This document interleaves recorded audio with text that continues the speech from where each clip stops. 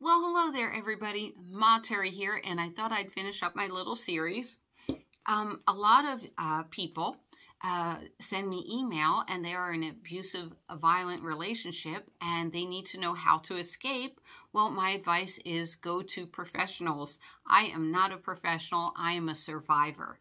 And, I guess I'm just documenting that I made it, and you can make it too. I know I was a little negative on shelters. Sometimes shelters actually help people, like U.S. Vets really helped me. But I want to be, it's like when we talk about van life, there are a lot of videos that, oh my gosh, it's wonderful every day. And you know what? Some days I have bad days too. It's just like being in a home.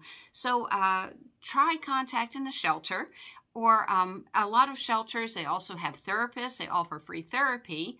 And I want to tell you, making the decision to leave is hard. And what helped me make the decision is my therapist and my attorney said that my husband was spiraling out of control, and he was constantly ramping up the violence.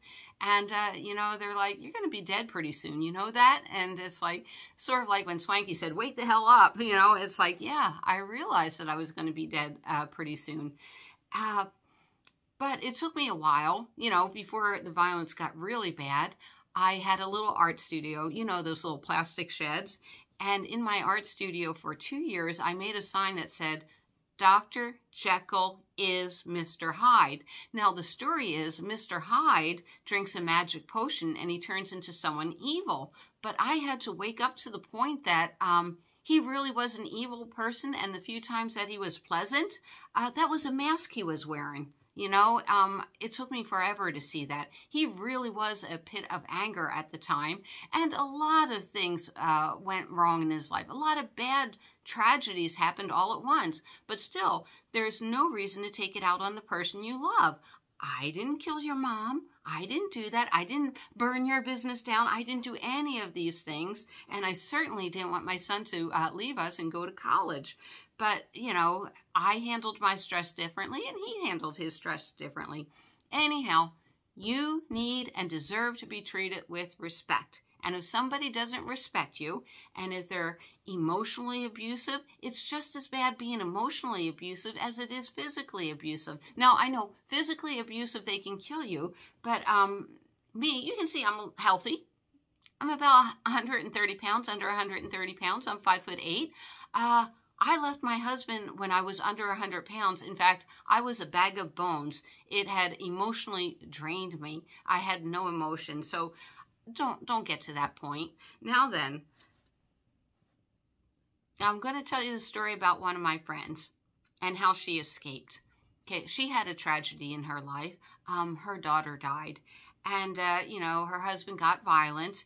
It was both her daughter. Okay, I agree with that. And we handle our grief differently.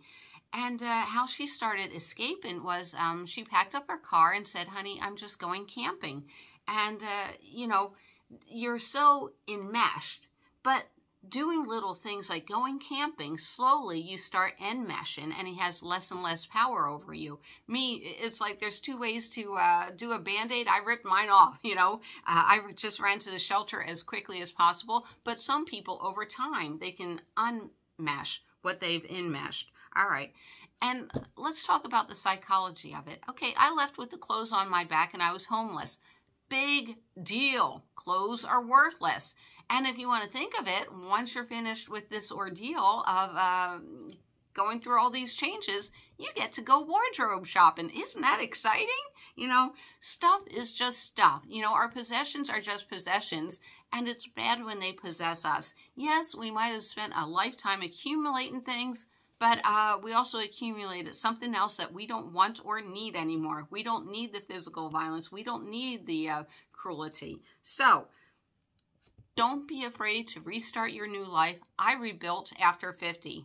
Like I said, a credit card full of debt, clothes on my back, and a van. And you know what? That's all I needed. I had girlfriends that came and helped me with the escape plan. Back then, the internet was really, really terrible. There wasn't a lot of YouTube videos. And they would go on the internet and find shelters for me. So now we have all this abundance of information. We have people that tell you what you need, you know, like make sure you have your driver's license, your passport, other important papers like your social security card. But if you can't get it, you know what? If you have to escape with your life, escape with your life. You know, all that can be redone. And, you know, the biggest thing that I did, here's part of how I tricked my husband. It would be, you know, and it was in my mind for a couple of years. I wasn't sure I was going to leave him because it was always, he loves me, he hates me, he loves me, he hates me. And during the good times were great. Yeah. But I'd come up to him and say, you know what? It's my mom's birthday coming up. I'm going to go over to Walmart and can I have $50 and I'll get her a gift card. Oh, it's Christmas coming up. I'm going to get this for my mom. You know, it could have been El Pollo Loco. Back then, they had the quesadillas for $1. You got $50? I'm going to get my mom a gift card. My mom loves gift card. Or any friend or anybody you can think. And leave these gift cards with a trusted person. Don't leave them in the house that you may have to flee from. So after a while, I had a few gift cards. And what was great about like the Walmart gift cards, a lot of Walmarts have gasoline. So you know, the important thing is if you can escape with a vehicle, that's important. And some gift cards would be nice. Don't worry about food. Food's everywhere. There's food pantries everywhere. Even in Quartzsite, Arizona, they have wonderful food pantries. They have wonderful churches. And clothes, they have clothes. They'll get you a new wardrobe. Not a big deal. Oh, my favorite story of homelessness. All right, so I went through all the shelters, and I left the Big Bear one after 2.5 weeks and moved in with my girlfriend on the sofa at her house. But, you know, and I'm eating up all their food, and it's like, Terry, it's time to go to a food pantry. So I go to my first food pantry, and I turn to my girlfriend, Sue, and I'm like, Sue, they're all homeless. And she just goes, so are you, honey. So are you. And that's when it hit me. Oh, my gosh. But you know what? They gave me a ton of food. So there you go. Maybe prep the vehicle for camping. Maybe tell your spouse or significant other that you want to go camping for a little bit. Maybe for a weekend exploration. So stockpile it with some camping supplies. And when he says he wants to come with you, no, say you just need some me time. Okay? Yeah, doing little things like going camping, it prepares you for how I live, and it also unmeshes you, so that's very important. But you have to be very careful. Never tell your abuser that you're thinking of leaving them or planning on leaving them. Believe it or not, they get extremely violent when you say things like that. Now, at once, they'll be nice, but after a little bit, yeah, that's when they could ramp up. And I had to be extra careful. Why? Because my brother-in-law was a sheriff. So, yes, my husband could have me tailed at any time he wanted to. That's why it was such a big thing that I get out. Okay. Oh, here's another tip. Tips on how to leave an abuser. Man, whoever thought I'd be making this video, but this is how I did it. All right, so I had a couple of girlfriends in the loop. And one of them, Sue, she's the one that found me my first domestic violence shelter. And you know what? That was fine. She got the attorney, she got the therapy, she got the shelter. If it was only for a little while, it did what I needed it to do. But, like, here's how we would plan it.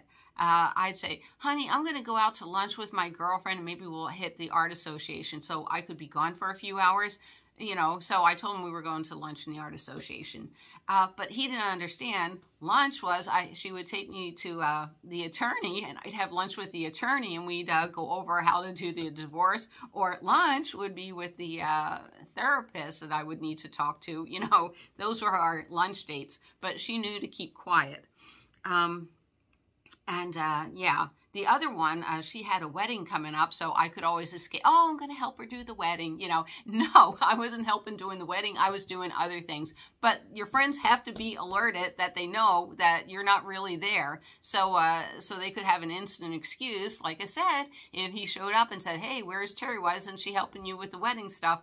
Oh, the other girlfriend took her out to lunch, and we had too much to do. So you always have to have all this backup story going.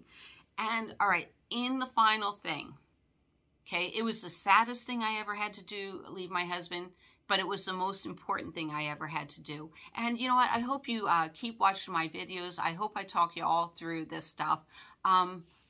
It took a minute. It took a minute to find the right shelter. Believe it or not, I went through the one shelter up to Big Bear, the other shelter, and by the time I got to U.S. Vets, it's like I was actually happy being homeless. I was so happy being homeless. And I got another story to tell you. Okay, so at my first shelter, it was a quad, and in the middle they had these beautiful rose gardens that I would go and just sit with, and the lady taught me how to deadhead and everything. But starting from day one, I would just start crying, and the person would say, "Why are you crying?" And it's like, it's quiet.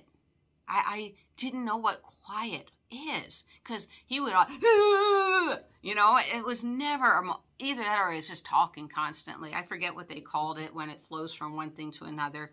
I call it diarrhea. But I would just cry because I couldn't believe how joyful it could be to be at a place quiet. Yeah. So anyhow, and I hope you do watch my videos. Like when I'm out camping and everything, being houseless, it doesn't bother me. Homeless is just a label they put on you. And I think, you know, instead of paying $2 grand a month rent, which would take up most of my money, I get to go out and play all the time. And that's how I look at it. Do I need a big fancy kitchen? I certainly do not, or a bathroom. I got a poop bucket. That's all you really need.